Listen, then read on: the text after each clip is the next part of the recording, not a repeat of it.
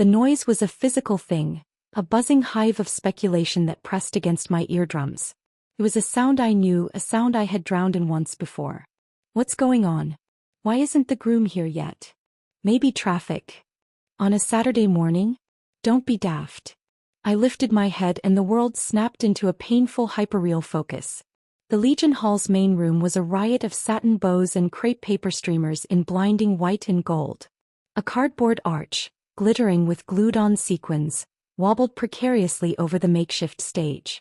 The air smelled of industrial cleaner, cheap perfume and the faint, greasy promise of the roast beef buffet waiting in the back. I know this smell. I know this hall. I know this exact moment. My stomach dropped, a free fall through decades. My hands, clasped in my lap, were smooth, young, encased in lace gloves that were too tight. I was wearing the dress. The one with the puffed sleeves and the itchy nylon lining. The one I'd saved for 8 months, working extra shifts at the telecom office. Mom's face swam into view, her eyes wide with a panic she was desperately trying to mask. "Maya, sweetheart, don't you fret." Her thumb, rough from a lifetime of factory work, brushed a tear from my cheek I hadn't even felt fall. "I'm sure there's a good reason. Car trouble maybe. Daniel wouldn't just." Daniel. The name was a spike of old pain and fresh, icy clarity. Daniel Shaw. My childhood sweetheart.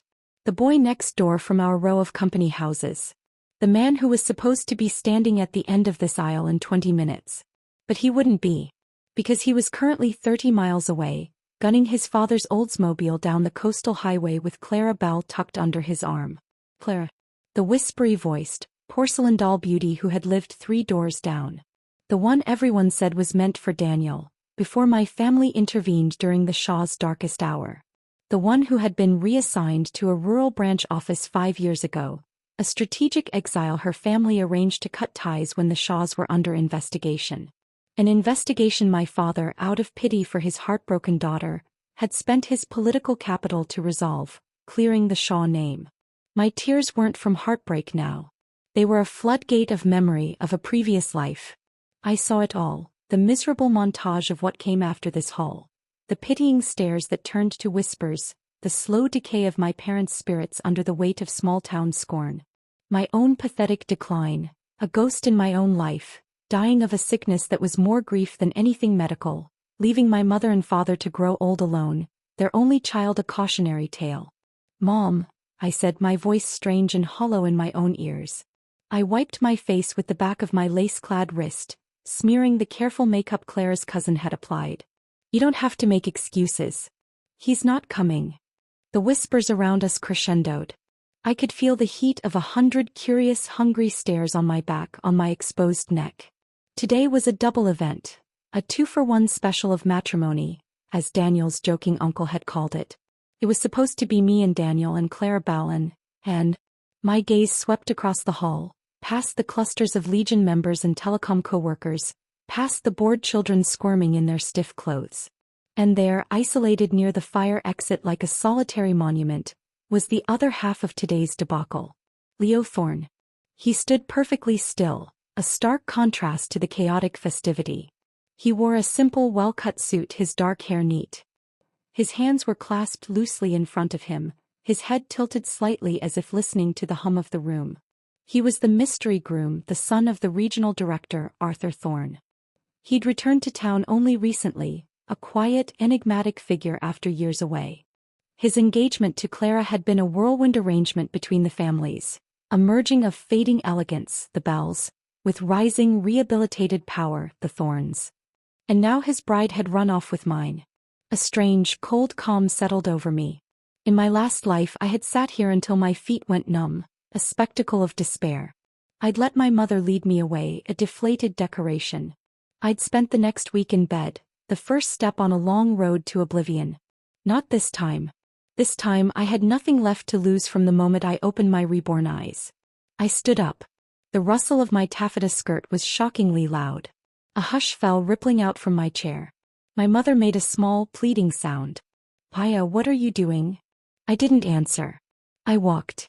Past the gaping guests, past the wilting corsages on the chaperones' tables, my heels clicking a steady, defiant rhythm on the linoleum. I walked straight toward the man by the fire exit. I stopped in front of Leo Thorne. He didn't move, but I sensed a shift in his posture, a slight turn of his head toward me. "Mr. Thorne," I said, my voice clear and carrying in the dead silence. "Leo. It seems we've both been left holding the bouquet." A murmur went through the crowd. I saw my father half rise from his seat, his face pale. Leo's lips, which had been set in a grim line, twitched. "Just once. It would appear so, Miss Jensen." "Maya." "The hall is booked," I continued, the plan forming with each word. "The food is paid for. All these people have given up their Saturday." I took a deep breath. "I propose we don't let it go to waste." He was silent for a long moment. His eyes, a cool, distant gray, seemed to look through me, but I held my ground. Then he spoke, his voice low and composed. "What is your proposal?" "We get married," I said, and the gasp from the audience was almost comical. "You and me. Right now.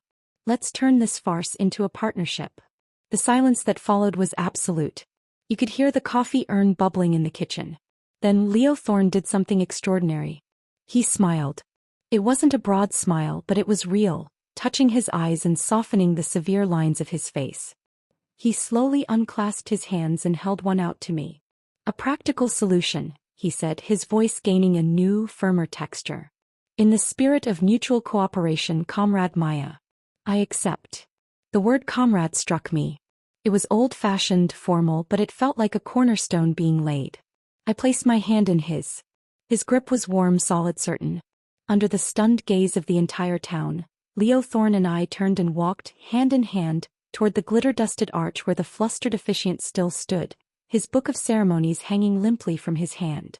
The show against all odds would go on. Hand in hand we walked the length of that silent hall. It felt less like a bridal march and more like a crossing into uncharted territory. The shock on people's faces was a palpable force. I saw Mrs. Henderson from the corner store, her hand frozen halfway to the petit fours. I saw Daniel's uncle, his mouth agape, a cigar forgotten between his fingers. My father's expression was pure, unadulterated fear, not for the scandal but for my sanity. My mother just looked lost. But I kept my eyes forward, my chin up, my fingers laced with Leo's. His grip was my anchor in the surreal storm I'd just conjured. We reached the makeshift altar. The officiant, Mr. Perkins from the Legion, blinked at us like two aliens had beamed onto his stage.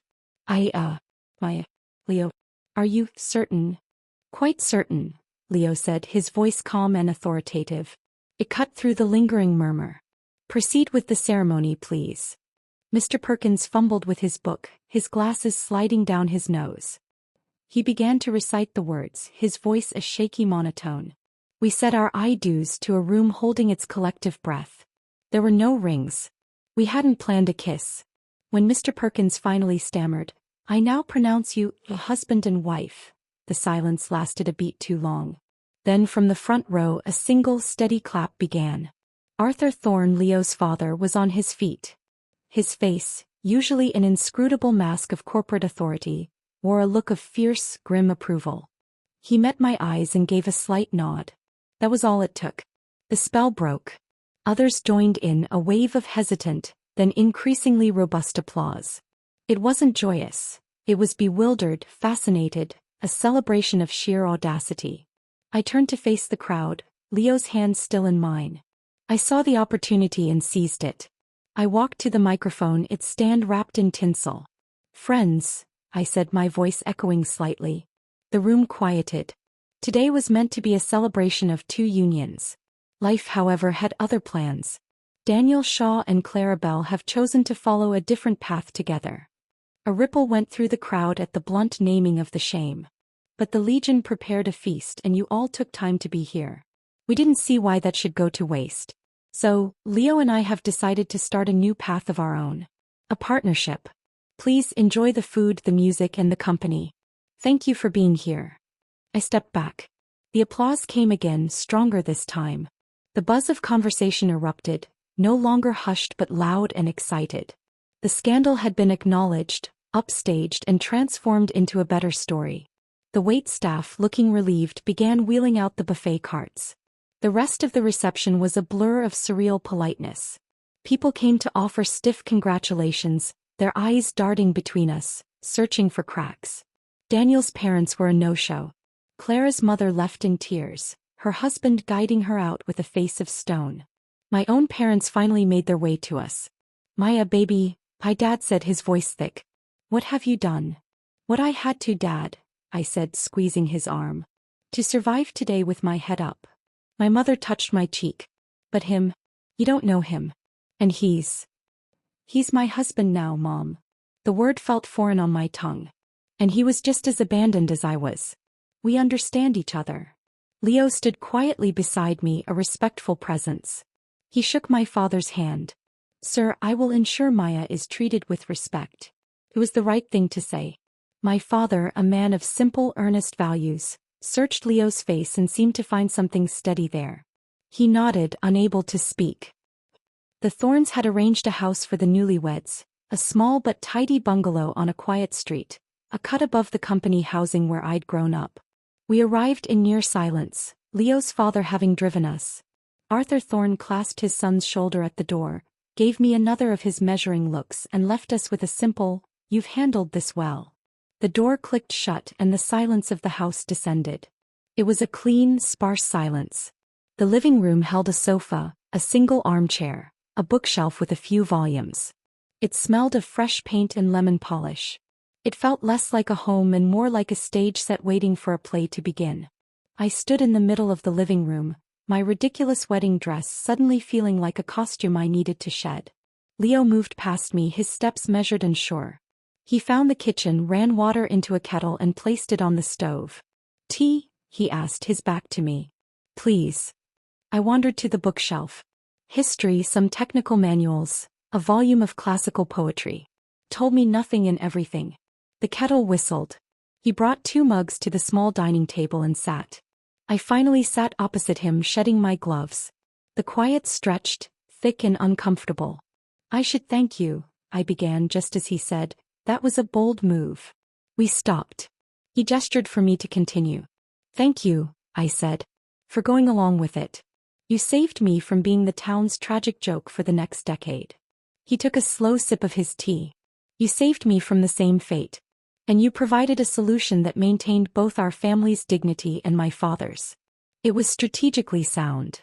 Strategically sound. Not romantic, not fated. It was a cold assessment and it was the most honest thing I'd heard all day.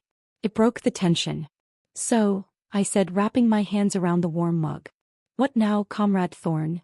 He almost smiled again. Now we establish the terms of our partnership. I nodded. Separate rooms. Obviously. I'll take the sofa tonight. We can arrange something more permanent tomorrow. Finances. My father provides an allowance. I have a small pension. We can pool resources for household expenses. You may keep your own earnings. It was all so civil. So transactional. A wave of exhaustion hit me, mixed with the ghost of a grief I'd already lived through once. Why did you say yes? I asked softly. You could have just walked away. Your father's the director. The scandal would have brushed off you eventually. Leo was quiet for a long time. He stared into his tea as if reading leaves. Then he lifted his head. His gray eyes, which had seemed distant before, now held a focused intensity that pinned me to my seat. For the same reason you asked, he said, his voice dropping to a near whisper. Because I didn't want to live through the pity and the whispers again. I've had enough of that to last a lifetime. The way he said it, the weight behind the words. A crazy suspicion born of my own impossible reality, took root in my mind. Again. I pressed, my heart starting to hammer. What do you mean again? He didn't flinch. He set his mug down with deliberate care. Maya, he said, his tone impossibly calm, when you walked toward me today, you weren't just a jilted bride putting on a brave face. You were someone who had seen the abyss and decided to build a bridge over it instead. Your eyes. They were decades older than the rest of you. The air left my lungs. I couldn't speak. You're not the only one who remembers a different timeline, he continued, his words gentle but precise. I woke up this morning knowing Clara would run. I knew the humiliation waiting. I'd already decided to endure it silently and leave town. And then you changed the script. Tears welled in my eyes, not of sadness but of a profound, staggering relief. I wasn't alone in this eerie second chance. The carefully constructed wall of my composure crumbled. How? I choked out. When? I died in 1998, he said flatly. A stupid accident. Woke up in my old room at my father's house 3 days ago. You. 2001. A long illness. Woke up in my mother's living room getting my hair curled. A hysterical laugh bubbled up. By God. So this is all just damage control, he finished. With the benefit of hindsight. I didn't want to be the pitted blind man anymore. Blind man. The pieces clicked. In my first life after Clara ran, the whispers about Leo Thorne had been sparse but specific. Invalid out of something, keeps to himself. Such a shame. I'd never seen him. I'd assumed it was a metaphorical blindness to Clara's true nature. Now I understood. You're not? I gestured vaguely toward his eyes. Not permanently. An injury. Improving. With treatment. The relief morphed into a sudden, sharp guilt. Leo, I'm so sorry. I used you. I saw a solution and I grabbed it without thinking about what you wanted. For the first time, a genuine warm smile touched his face. Transformed him. You offered me a partnership, not a rescue. In my previous life after Clara, I became a recluse. I let pity define me. This time you stood in front of 100 people and declared a new path. You gave me a role other than victim. I am grateful. We sat in the quiet, the truth hanging between us like a third presence. The strange, transactional marriage suddenly felt like the most profound alliance imaginable. Partners, then, I said, offering my hand across the table as I had in the hall. He took it, his grip firm. Partners. In navigating this second chance. That night, as promised, he made a bed on the sofa with military neatness. I lay in the bed in the room, staring at the ceiling. The weight of the day, the seismic shift of my reality pressed down on me. But beneath it was a new, fragile sense of possibility. I had expected a solitary march through a corrected life. Instead, I had found a fellow traveler. And as I listened to the quiet, steady breathing from the living room, I thought, no matter what, it can't possibly be worse than last time. At least this time I'm not alone. The 3 days of wedding leave granted by the company passed in a quiet, tentative rhythm. It was a strange honeymoon, a period of mutual reconnaissance. I spent the mornings exploring the bungalow, figuring out where things were, establishing my presence in the kitchen. Leo moved through the space with a quiet, unerring confidence that was at odds with his injury. He never fumbled, never hesitated. He'd map a room once with his hands and feet, and then move through it as if he'd lived there for years. On the second morning, he announced, I have an appointment with Dr. Chen, the acupuncturist. Would you like me to come with you? I asked, more out of a sense of wifely duty than expectation. He paused, his head tilted. If it's not an inconvenience. The walk is pleasant. So we went. He didn't take my arm but walked a half step ahead, using a slim, polished cane more as a probe for curbs than a support. I watched him, this man who was now my husband. He carried himself with a straight-backed, quiet authority that seemed innate. His speech was precise, his manners impeccable. It made me intensely curious. What had he been? What life had carved such unshakable composure into him, even in darkness? Dr. Chen's office was in the older part of town, smelling of herbs and sandalwood. I waited in the modest reception area while Leo went in for his treatment. When he emerged an hour later, he looked relaxed, a faint sheen of sweat on his temples. Progress? I asked as we stepped back into the sunlight. Some, he said, a note of cautious optimism in his voice. The nerve responses are improving. Dr. Chen is encouraged. That's wonderful, Leo. The pleasure I felt was genuine and it surprised me. My life was already so intertwined with his strange, quiet fate. He turned his face toward me, though his gaze was slightly off-center. Thank you, Maya. For coming. We fell into step beside each other on the walk home, the silence between us easier now, companionable rather than strained. It was nice, I realized, to be away from the factory, from the town's prying eyes. Here, in this neutral space of walks and treatments, we were just two people figuring things out. The more time I spent with him, the more my initial guilt was replaced by a dawning respect. He listened with a focused intensity that made you feel like your words were the most important thing in the world. He was self-sufficient to a fault but never proud about it. And he was thoughtful. He'd note if I'd had a quiet moment and ask without prying if everything was all right. He remembered small things I mentioned I liked. A certain brand of tea, the sound of rain against the window. My thoughts, which I'd assumed would be consumed with Daniel and the raw wound of betrayal, were instead occupied by the puzzle of Leo Thorne. Daniel, the ghost of my past life, felt distant, like a character from a sad book I'd once read. The man walking beside me with his steady breathing and his unseen battles, was my present. And my future. On the morning of the 4th day my wedding leave was over. A knot of anxiety tightened in my stomach as I prepared my lunchbox. It wasn't about seeing Daniel, that thought barely registered. It was about facing the collective stare of the telecom office, the whispered postmortem of the double dash, as our runaway scandal had been dubbed. Leo was at the small kitchen table, his fingers tracing the rim of his coffee cup. "You'll be fine," he said as if reading my mood. "You faced down the entire Legion Hall. An office of gossips is nothing." I managed a smile. "Says the man who gets to stay home. For now," he said, and there was a promise in those 2 words. "Come home straight after. I'll be here." That simple statement, "I'll be here," uncoiled the knot in my stomach. It wasn't flowery. It was a fact. And in my world of recent upheaval, facts were anchors. "I will," I said, and my steps felt lighter as I left the bungalow. The walk to the telecom office was a gauntlet of familiar streets under a new, scrutinizing light. I kept my head high, my back straight, channeling the woman who had married a stranger to save her pride. I was almost to the side gate of the compound when a furious voice sliced through the morning air. "Maya Jensen. I should have known you were this calculating." I froze.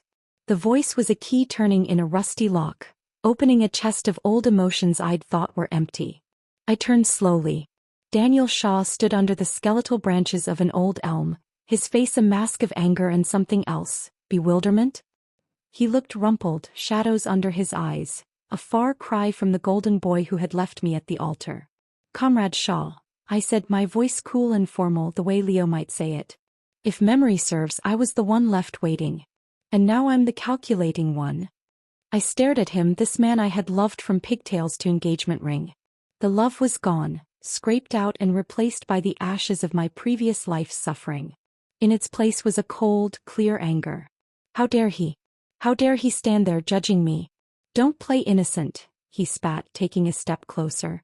"Clara's transfer application back to the city branch was approved. Then magically it was revoked the day after we left. Your father's on the review board. Was this your family's petty revenge?" A bitter laugh escaped me. It sounded harsh even to my own ears. "You think the world revolves around you and Clara, Daniel? That I have nothing better to do than orchestrate bureaucratic revenge from my marital home? She's not like you," he shouted suddenly, his composure breaking. The raw emotion in his voice was startling. "You're strong. You're a fighter. You'd land on your feet anywhere. But Clara, she's delicate. She suffered so much out there in the sticks. She finally saw a way home and you just crushed it." Hearing him defend her with such fierce, blind passion was like watching a replay of a tragic film. I felt a wave of cold disgust. "Daniel Shaw," I said, my voice dropping low. "Have you conveniently forgotten why Clara was transferred to a rural office in the first place?" The color drained from his face as if I'd slapped him. His mouth opened then closed. The unspoken truth hung between us like a foul smell. When the Shaws were under investigation, the Bell family hadn't just distanced themselves.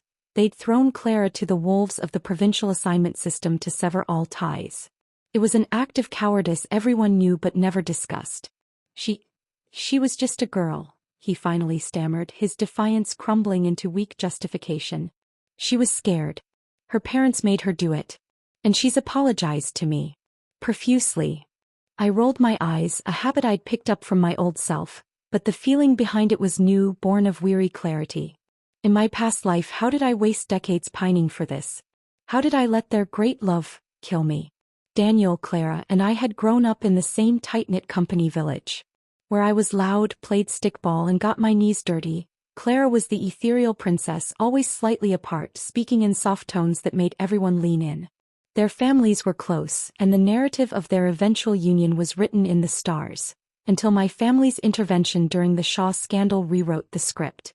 5 years ago when officials came for the Shaws, it was my father at my tearful begging who pulled every string to clear their name. I remembered the day Daniel was released. He'd found me, taken my hands in his eyes shining with tears. Maya, he'd vowed, I will never fail you. If I do, let me die a miserable death. Die a miserable death. The echo of his own oath was a poison now. Perhaps some promises were meant to be kept. Maya Jensen, you tell your father to reinstate Clara's transfer permit, Daniel snarled, his momentary shame burning back into anger. Or I swear you'll regret it. His fury snapped me back to the present. I looked at him, this angry, petulant man-boy, and felt nothing but a vast, yawning distance. I curled my lips into a faint, dismissive smile. When someone tries to provoke me, Daniel, I don't stoop to the same level, I said calmly. But perhaps it's time the dog learned who really holds the leash. I turned on my heel and walked away, leaving him standing there, sputtering. I didn't look back. The ghost of my first love had just been laid to rest, and I felt lighter than I had in 2 lifetimes. The telecom office was a cathedral of quiet clicks and low murmurs, the air thick with the smell of ozone and paper. As soon as I pushed through the glass doors, the atmosphere shifted. Conversations hitched, heads turned, and eyes, some curious, some pitying, some outright hungry for drama, tracked my progress to my desk. My best friend, Lena Cho, was at my side in an instant, her face pale with worry. Waya, are you okay? I heard about outside. She flicked her eyes toward the door. I saw my other coworkers pretending to be engrossed in their switchboards, their ears practically twitching. I took a deep breath, Leo's quiet assurance in my mind. You faced down the entire Legion Hall. I placed my lunchbox on my desk with a decisive thump and smiled, a bright, genuine smile that seemed to startle Lena. I'm doing great, Lena. Honestly. Leo Thorne is 1,000 times the man I ever imagined I'd marry. I'm happy. The words, spoken with conviction, seemed to short-circuit the office's gossip grid. The tension visibly drained. Mrs. Walker, our department's formidable matriarch, marched over, her sensible heels tapping a staccato rhythm. She put a hand on her hip and let out a snort. I always said that Clara Bell had a spine made of wet noodles, she declared, not bothering to lower her voice. Runs when things get tough, then slinks back to steal what isn't hers. Heard her parents are fit to be tied. She threw away a match with the regional director's son. And for what? A boy with more heart than sense. She shook her head in majestic disapproval. Another voice chimed in from across the aisle. The Shaws brought her back yesterday, you know. Too ashamed for a proper wedding. Just a quiet registry office affair, I heard. Just like that, the focus shifted. I was no longer the pitiable jilted bride. I was the audacious survivor, married to the more interesting, mysterious Thorne's son. Clara and Daniel were now the ones under the microscope, their rushed, secretive union a source of delicious speculation. I was yesterday's news. As my coworkers dove into the fresher scandal, I let out a quiet breath and turned to my switchboard. The familiar headset was a comfort. Leo couldn't work, not yet. It was up to me to provide, to build something stable. This time I wouldn't be a burden on my parents. This time I would live well. The next few days passed without another confrontation. According to Mrs. Walker, who had ears everywhere, Daniel had received a talking to from his father, Deputy Director Shaw, that involved more than words. Rumor had it he was sporting a limp and hadn't been seen at the factory social club. Clara, meanwhile, had vanished into the Shaw household, a ghost in her own shame. I didn't spare them a thought. My mind was filled with the progress Leo was making. Dr. Chin had been increasingly optimistic after the last session. The blockage is clearing, he'd said. The light is responding. Leo relayed this to me with a controlled excitement that was more powerful than any shout. I found myself daydreaming about it, wondering what it would be like when those sharp, intelligent gray eyes finally focused on me. What would he see? Walking home from work that evening, I was humming, mentally planning the warm eye compress I'd prepare for him. I'd even bought fresh chamomile. I was so lost in the simple domestic future that I almost walked right into him. Daniel stood just outside the factory's main gate, leaning against the brick wall. He looked terrible, pale, unshaven, breathing hard as if he'd been running. The angry man from days before was gone, replaced by someone desperate, haunted. Maya, he blurted out as I tried to sidestep him. How could you do it? Marry someone you barely know just to defy me? I stopped cold. The word hung in the air, ugly and cruel. Listen to me, he pleaded, stepping closer. His breath smelled of cheap gin. Go file for an annulment. Right now. I know I'm with Clara, but I can't just stand by and watch you ruin your life like this. He reached out, his fingers aiming for my wrist. I yanked my arm back so hard I staggered. A small crowd was already gathering, factory workers clocking out, eager for the next act in our ongoing drama. Daniel Shaw, I said, my voice icy. Are you out of your mind? You run off with another woman, then scream at me about her paperwork, and now I'm ruining my life? What is this? Another performance for the town. He flinched but pressed on, his voice trembling. Maya, she was crying. She said she couldn't go through with it, marrying someone broken like him. And she's not wrong. Leo Thorne, a man no one knows who comes back blind. Sure, he's the director's son, but who knows what he did to end up that way. You need to get out before you're trapped. I stared at him, disgust curdling in my stomach. He was standing here in public, vilifying a decent man to soothe his own guilty conscience. The bystanders were nodding, buying into his warped narrative of rescue. My anger, a cold, sharp thing, flared. Before I could think, my hand flew. The crack of my palm against his cheek echoed off the brick walls. Don't you dare, I hissed, my voice trembling with a fury so pure it scared me. Don't you dare judge him with your filthy, twisted mind. You are not fit to speak his name. Daniel stared at me, utterly stunned. His hand rose to his reddening cheek. The crowd gasped. He had never seen this version of me, the one who fought back. His shock melted into rage. I was trying to help you, he shouted, pointing a shaking finger. If you're too stupid to see that, fine. Claire was right about you. You're a shameless, hard woman. Only a blind man would ever want you. What a waste of my pity. Before I could unleash the torrent of words boiling inside me, a deep, calm voice cut through the noise like a blade through fog. Our marriage, Comrade Shaw, is none of your concern.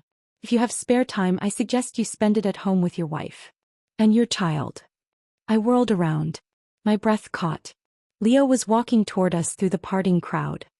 He moved with a natural athletic grace, his steps sure and steady on the uneven pavement. His head was up, his expression clear and focused. The late afternoon sun caught the sharp lines of his cheekbones, the determined set of his jaw. I forgot the crowd, forgot Daniel. I rushed forward, grabbing his arm. Leo, what are you doing here by yourself? Did you walk all this way? Are you hurt? The questions tumbled out in a frantic rush. He turned his head toward me, and then he smiled. It was a gentle, warm smile that reached his eyes and lit up his whole face. It was in that moment I saw it. The light. It was there. A clear, focused intelligence shining in his gray eyes. And in their reflective depths, I could see my own stunned face staring back. My hands flew to my mouth. Leo, your eyes. You can see. You can really see. Before he could answer, Daniel's mocking, desperate voice cut in. That's impossible. This isn't him. Maya, I know you're proud, but you can't just pluck some random man off the street to save face. The crowd murmured, uncertainty rippling through them. Few had seen Leo up close. He'd been a recluse. To them, the blind Thorne's son was an abstract concept. This tall, striking, visibly capable man didn't fit the story. Daniel, emboldened by the doubt, pressed on hoarsely. If you're mad at me, Maya, hit me. Yell at me. But don't destroy yourself for revenge. I laughed then, a short, disbelieving bark. Anything I do to you is fine, you say? Then I won't hold back. I raised my hand. The sharp crack of impact cut through the air and Daniel reeled backward, stunned. The sounds were crisp, brutal punctuation marks in the silent yard. Daniel's face blotched and swelled instantly. My palms stung, gone numb. I held it up, showing the red imprint to the gawking crowd. You all heard him, I said, my voice ringing. He gave me permission. A wave of shocked murmurs rose. Daniel, humiliated and unmoored, let out a raw sound and lunged at me. Try touching my wife. Leo's voice was low, colder than I'd ever heard it. He moved with startling speed, stepping between us. He caught Daniel's swinging arm midair, his grip like iron. Daniel was tall, but he looked willowy and unsteady next to Leo's solid, broad-shouldered frame. With a sharp, efficient twist, Leo flung Daniel's arm aside, sending him stumbling backward into the arms of a gawker. The fight drained out of Daniel, replaced by a scarlet-faced humiliation so complete I thought he might dissolve on the spot. The reality of the situation finally crashed over me. The violence, the spectacle, Leo's miraculous sight. My heart was a wild drum against my ribs. Without another word, I turned and pushed through the crowd, heading for the gate. Wait. Leo's voice called after me.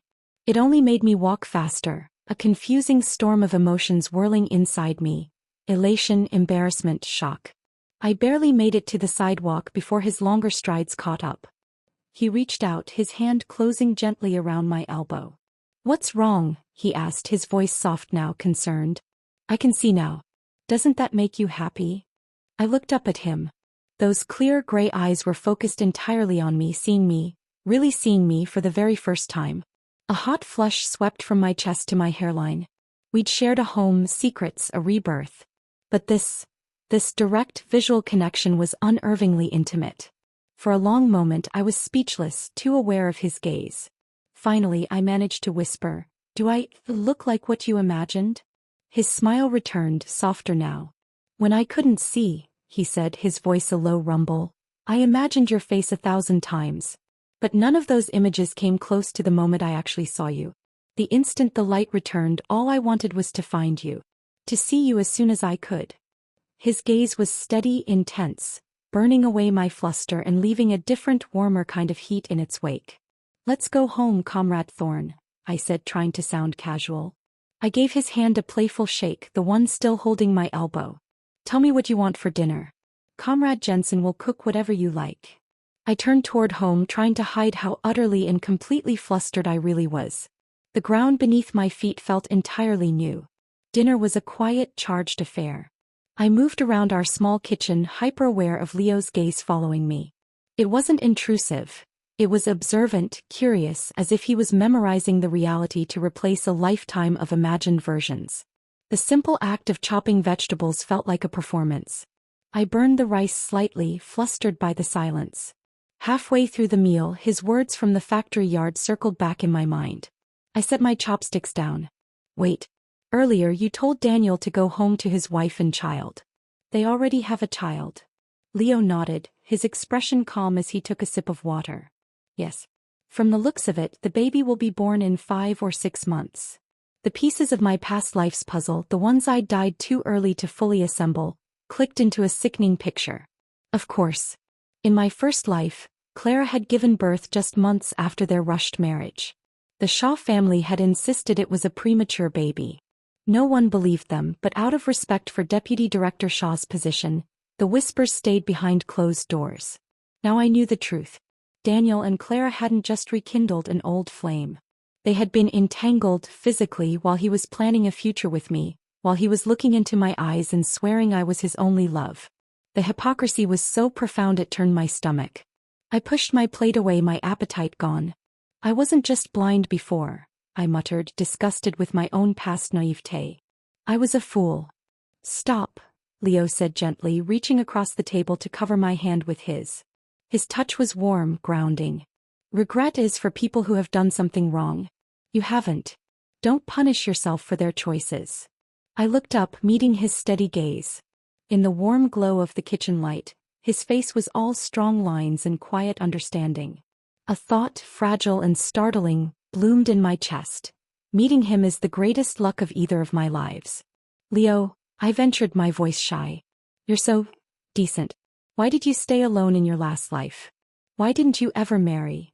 He smiled faintly, a shadow of old loneliness passing through his eyes. "Because I never met anyone who made my heart move. Without that, marriage seemed like a hollow contract." "Then why?" I swallowed, the question feeling dangerously personal. "Why did you agree to marry in this one?" He didn't answer with words. Instead, a slow, knowing chuckle escaped him. He stood up, came around the table, and before I could process his intention, he'd swept me up into his arms. I let out a small, surprised gasp, my hands flying to his shoulders for balance. "My wife," he said, his voice a teasing, husky rumble near my ear. "Perhaps I haven't made my feelings clear enough." He looked down at me, a half-smile playing on his lips. My heart hammered against my ribs. I found myself staring at the strong column of his throat, the shift of his Adam's apple as he spoke. An inexplicable urge to touch it, to feel the proof of his life under my fingertips, twitched in my hands. "You really are," he murmured, his voice dropping to a deep, intimate register. And before I could stop myself, my hand brushed his collarbone, and the air between us shifted instantly, charged and undeniable. Everything blurred after that. The feel of his warm breath on my cheek. The frantic, joyful pounding of my own heart. The sudden drumbeat of rain starting to lash against the kitchen window, sealing us into our own private world. Under the weight of his unblinking stare, I slowly, inevitably, closed my eyes. The rain tapped a relentless rhythm against the window all through the night, a constant accompaniment to a quiet, profound discovery. It didn't soften until the first gray light of dawn began to seep around the curtains. I woke the next morning with a pleasant aching stiffness in my muscles and the warm, solid weight of Leo's arm across my waist. Sunlight streamed in, illuminating dust motes dancing in the air. The world looked different, cleaner, brighter. Leo was already awake, propped on one elbow, just watching me. A slow, devastatingly handsome smile spread across his face when he saw my eyes open. "Good morning, Comrade Jensen." I could only smile back, a silly, happy smile I couldn't contain. Any lingering awkwardness had been washed away in the night's rain. He slipped out of bed and returned a while later with a tray. On it sat a steaming bowl of brown sugar tea with 2 poached eggs floating in it. A traditional remedy, I realized with a surge of tenderness. All my minor irritations melted away. I could only roll my eyes helplessly at him before accepting the bowl, our fingers brushing. After a breakfast filled with soft glances and easy silence, I got ready for work as usual. But when I stepped outside, I stopped short. Leo was in the small courtyard, sitting astride a sleek black 28 Phoenix bicycle, one foot planted on the ground. He'd changed into simple, well-fitting trousers and a shirt, the sleeves rolled up to his elbows. In the morning light, with his sight restored and a confident ease in his posture, he looked like a completely different man from the isolated figure I'd approached in the Legion Hall. "I thought you might like a lift," he said, a boyish grin tugging at his lips. My heart did a little flip. I smiled, feeling giddy, and climbed onto the back carrier, wrapping my arms gently around his waist. He felt solid and real. As the bicycle wobbled to a start and then picked up speed, the morning breeze cool on my face, I rested my cheek against his back. This simple, ordinary act of going to work together felt like a revolutionary victory. We wove through the waking streets, past neighbors who did double takes, their jaws slack at the sight of the formerly blind Leo Thorne expertly navigating a bicycle with his new wife on the back. The rumor mill would be in overdrive by noon. He parked the bicycle securely in the rack at the telecom office and walked in with me. It was only then, as we stood together in the bustling lobby, that a suspicion dawned. "All right," I said, narrowing my eyes at him playfully. "Out with it. What's going on? You have a certain, purposeful air about you." He smiled, his tone casual but his eyes gleaming. "My military medical discharge is finalized. I can't return to active duty, but I'm far from incapable. So, I applied for a transfer to a civilian post." He pointed a thumb toward the administrative wing of the massive compound. "And it just so happens this telecom office is the unit that accepted me. Starting today." I stared at him, speechless. Then I laughed, reaching out to pinch his side. "Of course. Ex-military intelligence, wasn't it? Your secret-keeping skills are top-notch." Yes, the missing years of Leo Thorne's life were not the vagabond drift of rumor. After being separated from his family as a child and raised by a kind, poor couple, he'd enlisted the moment he was able. Through sheer grit and a brilliant tactical mind, he'd rocketed through the ranks to become one of the youngest regimental commanders in his region, before an injury during a training exercise damaged his optic nerves and forced him out. His father had only found him and brought him home during his long convalescence. I'd learned this in fragments over our late-night talks. Every revelation had filled me with a pang for his hardships and a swelling admiration for the man he'd forged himself into, independent of privilege. I believed completely that even if his father had never found him, Leo Thorne would have carved a remarkable path. And so our new life settled into a sweet, steady rhythm. We went to work together, we came home together. We navigated the curious stairs that quickly turned to acceptance. Leo, with his sharp mind and no-nonsense demeanor, earned respect quickly in the planning department. As for Daniel, he still worked in the logistics office across the compound. The telecom and manufacturing campus was a small city unto itself. Avoiding someone was easy if you didn't try to cross paths. The sting of his betrayal, the heat of my anger, had cooled into a distant, faintly pitying memory. The gossip, having chewed over the more sensational aspects of our story, moved on to fresher scandals. Clara Bell, now Clara Shaw, became a ghost. The Shaw family had somehow secured her permanent residency permit in the city, likely due to the impending grandchild, but they couldn't magic a coveted telecom job out of thin air. Rumor was she stayed inside, a pale, swollen secret in the Shaw household. I never saw her. I never thought of her. I truly believed our life would continue like this, calm and steadily fulfilling, a quiet triumph over a tragic past. Until the night everything shifted again. The rhythm of our new life was deceptively peaceful. Leo thrived in his planning role, his analytical mind and disciplined approach quickly making him a valued, if somewhat intimidating, presence. I enjoyed my work at the switchboard more than ever, the monotony now a comforting backdrop to a home life that was warm and full of quiet companionship that had deepened into genuine affection. Winter tightened its grip on the city. Near the end of the year, the entire telecom office buzzed with a frantic energy year-end quotas inventory, a push to show impressive numbers for the annual report. My department was buried in overtime. One particularly bitter evening, a cold wind knifing through the streets, Leo found me at my station. "It's going to be a late night for me in planning," he said, his brow furrowed with concern as he looked at the dark windows. "The draft budget is a mess. I don't want you walking home alone in this cold so late. Go home now. I'll be fine." I wanted to protest, to wait for him, but the chill seeping into the building was persuasive. "All right," I agreed, bundling into my heavy coat and scarf. "But you take the bicycle home. Don't you dare walk." He smiled, that private smile that still made my stomach flutter. "Yes, ma'am." The walk home started normally. The campus pathways were nearly deserted, most workers already gone. The streetlights cast long, swaying shadows as the wind rattled the skeletal branches of the poplar trees lining the road. I clicked on my flashlight, its narrow beam a lonely island in the encroaching dark. The howl of the wind through the trees was unnerving, a mournful sound that spoke of empty spaces and hidden things. A superstitious chill, born from the impossible fact of my own rebirth, traced my spine. I picked up my pace.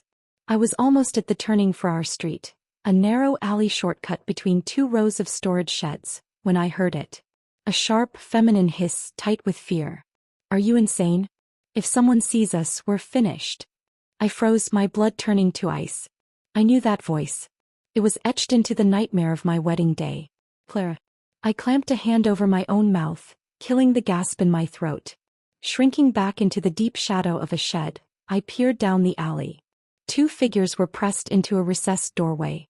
Clara, swaddled in a bulky, dark coat, her face a pale moon in the gloom. And a man, tall, raw-boned, dressed in rough, country-style clothing. His hand was wrapped tightly around her upper arm. "You married some city boy while carrying my child," the man growled, his voice low but vibrating with fury. "You put a green hat on me this big. You think I'm just gonna swallow that?" Every word was a thunderclap. I pressed myself flatter against the cold wall, my heart hammering so loud I was sure they'd hear it. "If it weren't for me, Clara," the man sneered, shaking her slightly, "you'd still be starving in that godforsaken village. I fed you. I kept you warm. And this is how you repay me? Sneaking back here to sniff after your old sweetheart." Clara's voice was a tremulous whisper. I'll get you money. Just give me a few days." "I don't want promises," he snapped. 500 yuan. In 3 days. You get it, I go back to the countryside for New Year's and you never see me again. You don't get it. He leaned in, his voice dropping to a venomous whisper. Then you pack your bags and come with me. Or I swear I'll make sure everyone knows exactly what kind of woman you are. We'll go down together. There was a pause. Then Clara's voice changed, melting into that sickly sweet pleading tone I remembered from childhood when she wanted her way. "Don't be like that, darling. You know I'd give you anything. You just have to ask nicely." "Then prove it," the man muttered, pulling her closer. Their shadows merged in the doorway and I looked away, disgust twisting in my stomach. A wave of nausea, hot and sour, rose in my throat. I couldn't listen anymore. Carefully, silently, I inched backward, then turned and fled, my feet soundless on the frozen ground until I reached the main road. I ran most of the way home, the flashlight beam jerking wildly. My mind was a whirlwind. Clara brazenly meeting a lover from her past, a lover who claimed to be the father of her child, right under the nose of the Shaw family, and a stone's throw from my own home. The sheer reckless audacity of it took my breath away. And Daniel? Did that self-righteous fool have any idea what kind of woman he had championed so blindly? The thought was followed by a cold, sharp satisfaction. In my past life he had likely spent decades raising another man's child, none the wiser. The cosmic joke of it was almost poetic. But the satisfaction quickly hardened into something else. A cold, clear determination. I had died because of their lies, their selfishness. My parents had suffered an unending grief. Heaven, fate, or sheer bizarre luck had given me a second chance and front-row seats to the truth. To let this knowledge go to waste would be an insult to my rebirth. When Leo finally came home looking weary, I was waiting for him, a pot of tea steeping between us. The words poured out of me in a hushed, urgent torrent.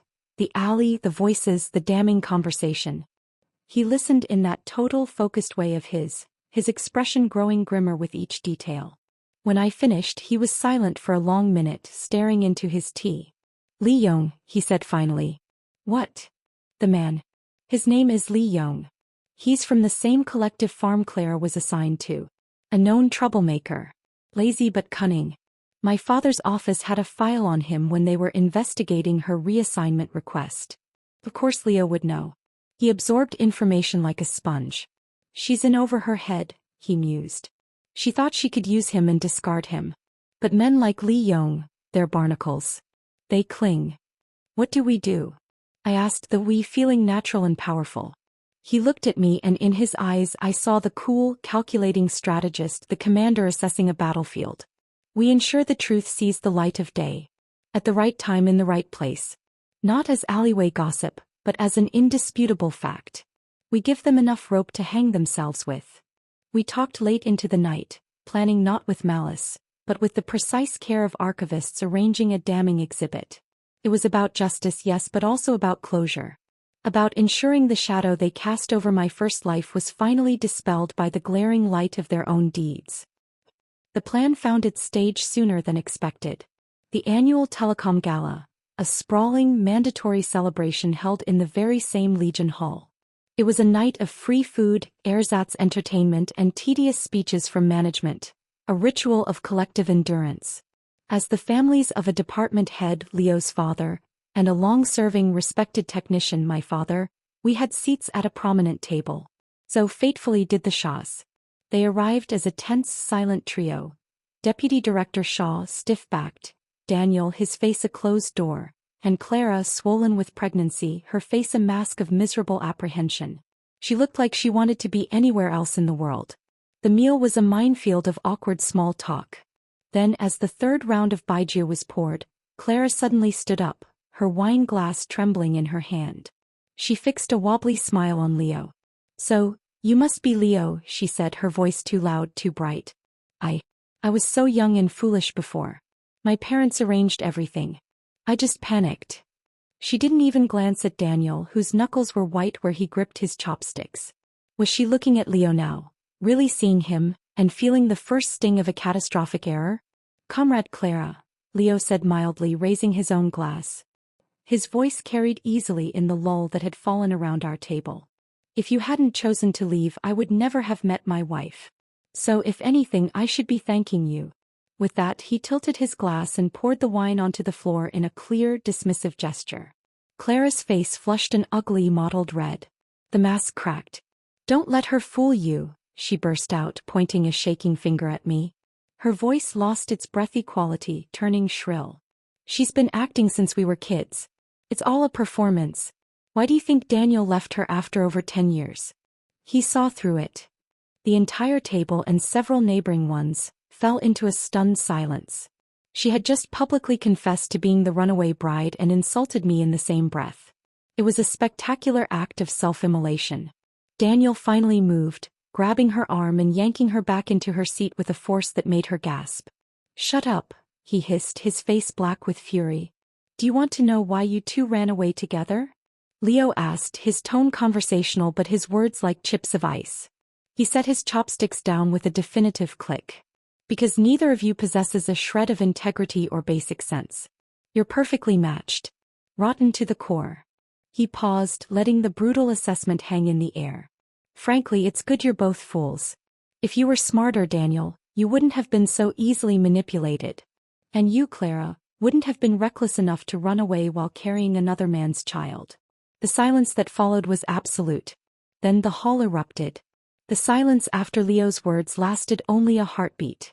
Then the great hall erupted in a volcanic surge of gasps, shouts and scraping chairs. It was as if he dropped a match into a pool of gasoline. People from the far ends of the room stood, craning their necks, drawn by the seismic shockwave of scandal. At our table, Deputy Director Shaw shot to his feet, his chair screeching backwards. His face, usually a monument to controlled authority, was purple with rage. "Thorne, you will watch your tongue. You can't make baseless accusations like that in a public forum." He was bellowing to defend his family's honor, but in his fury he failed to notice his own daughter-in-law. Clara had gone a terrifying shade of gray. She wasn't breathing. She sat rigid, her hands clamped over her swollen belly, trembling as if in the grip of a seizure. The truth, named so baldly, had stolen the air from her lungs. Leo remained seated, unervingly calm. "Mr. Shaw," he said, his voice cutting through the din with the clarity of a bell. "Is it a baseless accusation or am I simply stating a fact? The evidence is rather visible." He gave a slight, cold smile. "But if you require corroboration..." He raised a hand and clapped twice, sharp, authoritative sounds. From the edge of the crowd, where the lower-level staff and maintenance workers were gathered, a man shuffled forward. It was him. Young. He looked cleaner than he had in the alley, his country clothes swapped for a stiff, borrowed suit, but his face still held that same mixture of cunning and resentment. He stopped a few feet from our table, his eyes darting between Clara's petrified form and Leo's impassive face. "Go on," Leo said quietly. "Tell everyone who you are." Lee Yong straightened his shoulders, a perverse pride in being the center of attention. "My name is Lee Yong. I'm from the Red Star Collective Farm in Shandong Province." He pointed a blunt finger at Clara. "I am the father of that woman's child." Another, deeper wave of noise rolled through the hall. This was no longer rumor. This was a sworn statement. "When she first came to the countryside," Lee continued, his voice gaining confidence, "she was all soft words and tears. Needed help with her work, couldn't bear the hardship. I helped her. I took care of her. And when she got pregnant, I was ready to make an honest woman of her." His face darkened. "Then one day she was just gone. No word. No nothing. Took my child in her belly and ran back to the city to play princess." The room was hanging on his every crude, vivid word. No one dared laugh. The sheer, brutal clarity of his testimony was mesmerizing. Clara finally found her voice, a thin, reedy shriek. "He's lying. Security. Someone call security. He's a ruffian trying to extort my family."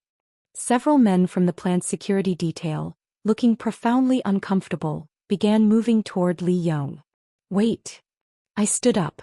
My voice, while not as commanding as Leo's, was clear and firm. All eyes swung to me. "Do you have any proof, Mr. Lee? It's a serious accusation." "Proof?"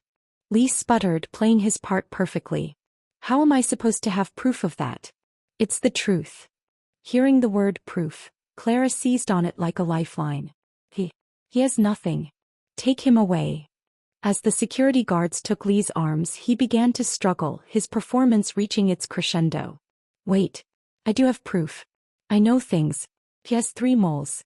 3 little moles in a perfect row right on her." "Silence." The roar came from Daniel. He was on his feet now, his whole body trembling. The blood had drained from his face, leaving it a sickly white. He wasn't looking at Lee Yong. He was staring at Clara, his eyes wide with a dawning, horrified comprehension. The specific, intimate detail had hit its mark like a sniper's bullet. The hall was so quiet you could hear the hum of the heating pipes. Daniel lost control. His hand lashed out once, the sharp sound echoing through the hall. Clara collapsed back into her chair as gasps erupted around them. Someone screamed his name, and only then did people finally move to pull him away. Daniel, no. Mrs. Shaw cried, but it was too late. All this time, he shouted, unraveling in public. He lurched forward as if to lash out again, but the people around them surged in at last. Security and family members stepped between them, voices rising, chairs scraping, the moment breaking apart in chaos. Get her out of here, Shaw snarled at his wife. Now. As Clara was half carried, half dragged from the hall, a broken thing, the spell over the crowd broke. The buzz of conversation returned, louder now, a tidal wave of shock and gossip that would define the Shaw family for a generation. Once the epicenter had cleared, Leo and I exchanged a single brief glance. It was done. We rose and made our way toward the exit. Near the doors I saw Lee Yong, looking slightly dazed but smug, being handed a small envelope by one of Arthur Thorne's discreet aides.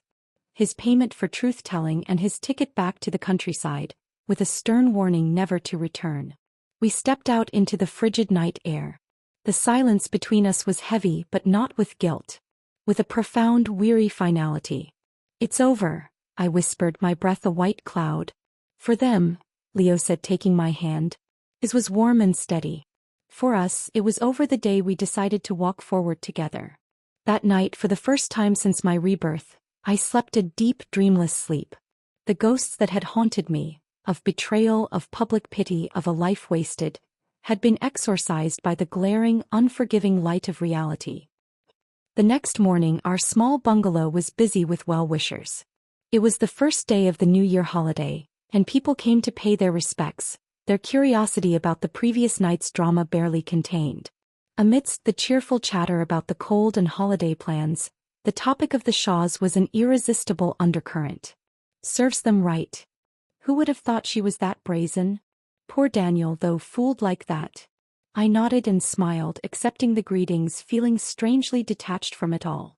I was pouring tea when an unexpected figure darkened the doorway. Daniel Shaw. He looked like he hadn't slept, his eyes bloodshot and hollow, his clothes rumpled. The angry young man, the self-righteous defender, was gone. In his place was a shell, exhausted and defeated. The cheerful chatter in our living room died instantly. Every eye was on him, glinting with morbid fascination. He seemed to see only me.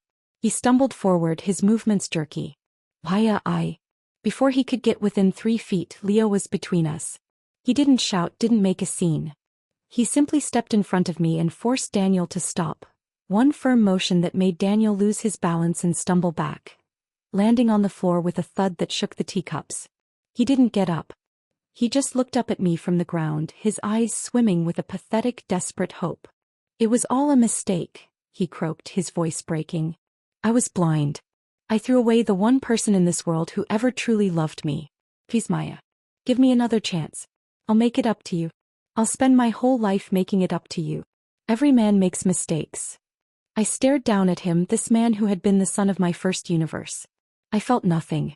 No anger, no pity, not even disdain. Just a vast, empty space where he used to be. Daniel, I said, my voice flat and calm. Are you lost? You're in the wrong place. I don't recycle regret. I reached down and took Leo's hand, lacing my fingers through his, holding our joined hands up between us like a shield and a banner. I already have a man. A whole one. Why would I want someone whose mind and heart are both second-hand? He flinched as if I'd struck him again. You're not this cruel, he whispered, a last feeble protest. He knew the girl I had been. He had no inkling of the woman I had become. The woman who had died and been reborn, who had chosen her own path from the ashes. Daniel Shaw, I said, my final words to him as cold and clear as the winter air. Don't make me despise the memory of the boy you used to be. Leave. He looked from my face to Leo's, and whatever he saw there, unshakable unity, quiet strength, extinguished the last ember in his eyes. Slowly he pushed himself to his feet. At the door he turned, his shoulders slumped. Leo Thorne, he mumbled, not meeting our eyes. If you ever hurt her, I'll be waiting. Then he was gone, a phantom finally banished. I rolled my eyes, leaning into Leo's side. A little late for chivalry, I muttered. Leo's arm came around my shoulders, warm and sure. Let him have his delusions. They're all he has left. I later heard through the relentless gossip vine that Daniel dragged a sobbing Clara to the civil registry the moment it opened after the holiday and finalized their divorce. Clara, with her city permit now voided by scandal and her family refusing to take her back, was reassigned. Not to a cozy rural office, but to a remote, harsh posting in the far west. The Shaw family itself was under internal investigation for abuse of power in securing her original return.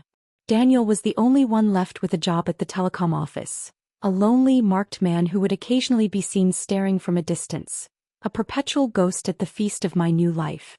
But what did any of that matter to me? My comrade, my partner, my husband was waiting for me at home, and our life, finally free of the past, was just beginning. The scandal of the New Year's gala was the last great tremor from the earthquake of my rebirth. In its aftermath, the landscape of my life settled into something solid, peaceful, and entirely my own. The Shaw name, once a symbol of rising prestige in our small telecom world, was now permanently tarnished. Deputy Director Shaw was quietly promoted to a consultancy role with no real power, a graceful exile.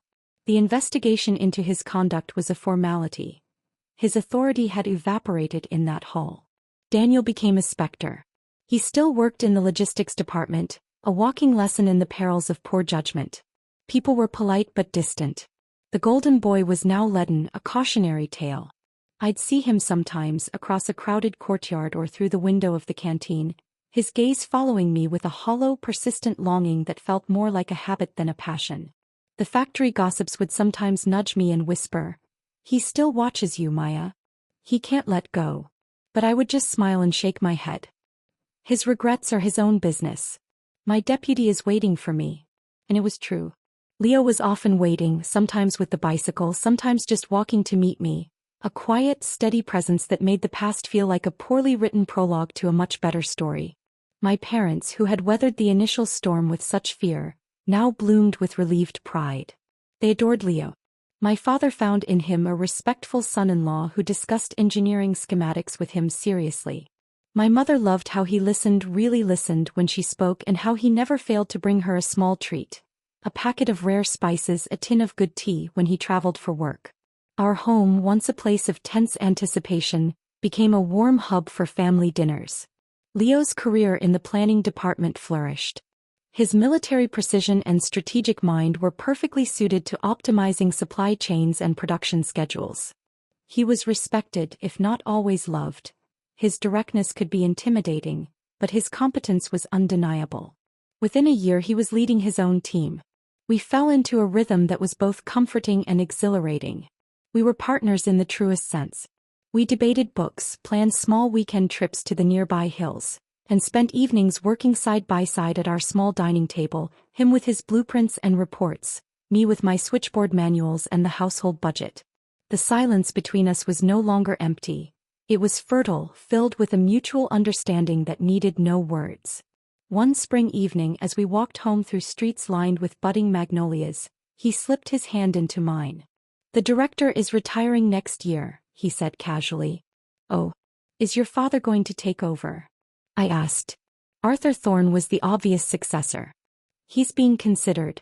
But he told me something interesting today." Leo stopped, turning to face me. The setting sun caught in his gray eyes, turning them to liquid silver. "He said the board is also looking for young blood, with modern ideas and a clean record, for the deputy director position." I blinked. "That's incredible. Are they looking at you?" "They've asked me to prepare a long-term modernization proposal for the entire campus. A test, I think." A surge of fierce pride washed over me. This was the man I had married on a dare, the blind cripple Daniel had pitted. "You'll dazzle them," I said with utter confidence. He smiled, that private warm smile meant only for me. "I have a good strategist at home." The only loose thread from the past was Clara. I heard snippets filtered through the factory grapevine. Her assignment in the far west was as harsh as rumored. She'd had the baby a boy. Lee Young, true to his word and with a thicker envelope from Arthur Thorne's discreet contacts, had stayed in the countryside. There was no happy reunion. Clara was truly alone. The news stirred no vindication in me, only a distant chilly sadness for the ruin she had crafted with her own choices. She was a lesson I had already learned in the hardest way possible. My life was no longer about them. It was about the fragrant tea Leo brought me in bed on Sunday mornings.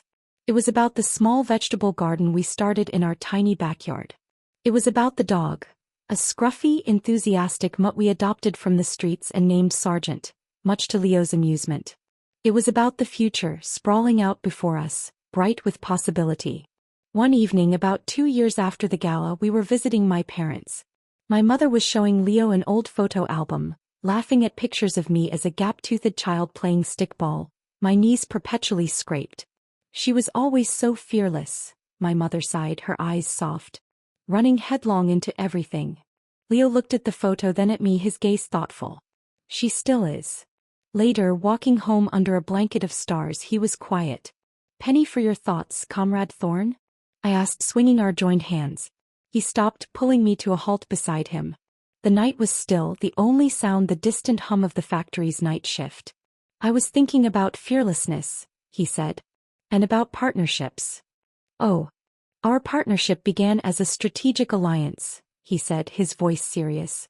A mutual defense pact against pity and the past. I nodded, my heart beginning a slow, heavy beat. It did. But somewhere along the way, he continued, taking both my hands in his, the strategy changed. The alliance deepened. The defense pact, he paused, searching for the words. It became the foundation for building something, not just defending against something. He looked down at our hands, then back up at me, his eyes earnest in the starlight. Maya Jensen, you walked up to a blind stranger and offered him a future when he could only see darkness. You gave me back my dignity, then my sight, and then, without me even realizing it, you gave me a home. Not just a house. A home. In you. Tears pricked my eyes. I couldn't speak. I love you, he said, the words simple, clear, and absolute. Not as a comrade in arms. Not as a partner in a pact. I love you as my wife. My heart. My unexpected, fearless, brilliant second chance. A tear escaped, tracing a warm path down my cheek. I thought of the lonely, heartbroken girl dying in a sterile room in another life. I thought of the terrified woman in a wedding dress, choosing audacity over despair. I thought of every quiet morning, every shared laugh, every steady, certain touch that had built this new world. Leo Thorne, I said, my voice thick but clear. I loved you the moment you took my hand in that hall and called me comrade. I just didn't know that's what it was called. I love you as my husband. My anchor. My miracle. He pulled me into his arms, then, holding me tightly against him. I could feel the strong, steady beat of his heart against mine. There were no more ghosts between us, no shadows from the past. There was only this, the solid reality of him, the boundless promise of tomorrow, and the profound, grateful joy of a path chosen together. The book. 5 years later. The annual Telecom Gala is once again in full swing in the Legion Hall. The crepe paper is a different color, the food slightly better, but the buzz of conversation is the same. I stand near the stage, now as Deputy Director of Community Relations, a position I crafted myself to improve worker housing and childcare. I'm adjusting the microphone for the evening's speeches when I feel a familiar presence at my side. Leo, now Deputy Director of Strategic Planning, hands me a glass of water. Nervous? Never, I say, grinning at him. He looks devastatingly handsome in his suit, his gray eyes sharp and full of a quiet happiness that still takes my breath away. Our story is old news now, a legend more than a scandal. The tale of the two left-behind souls who built an empire of respect and affection from the ashes of humiliation is told to new hires as a company fable about resilience. From the corner of my eye, I see a familiar, stooped figure slipping out of a side door. Daniel Shaw is leaving early as he always does. He works in the logistics office still, a competent but perpetually mid-level employee. He never married again. He is a man forever defined by a single, catastrophic miscalculation. I feel no animosity, only a faint, distant pity. He is a relic of a life I no longer recognize as my own. The director, Arthur Thorne, who took the top job and has been a steadfast, if stern father-in-law, calls the room to order. He gives a speech, then introduces me. I step up to the microphone, my eyes scanning the crowd. I see my parents beaming with pride. I see Lena Cho, now head of her own switchboard team, giving me a thumbs up. I see the faces of men and women whose lives are a little better because of the programs I fought for. And I see Leo leaning against the back wall, his arms crossed, watching me with an expression of such pure, unwavering pride that my heart swells. Good evening, comrades, I begin, my voice echoing confidently in the hall that once witnessed my deepest shame and my boldest gamble. They say the telecom lines connect us. But I believe it's the people who work them, who innovate for them, and who build a community around them, that create the true connection. As I speak, I'm no longer the girl reborn. I'm not the jilted bride. I'm not even just Leo Thorne's wife. I am Maya Thorne. I have built a life, a career, a love on my own terms. The past is a closed book. The present is a gift. And the future, stretching out before us under the glittering lights of this familiar hall, is as bright and as boundless as the signal on a perfectly clear line. The end.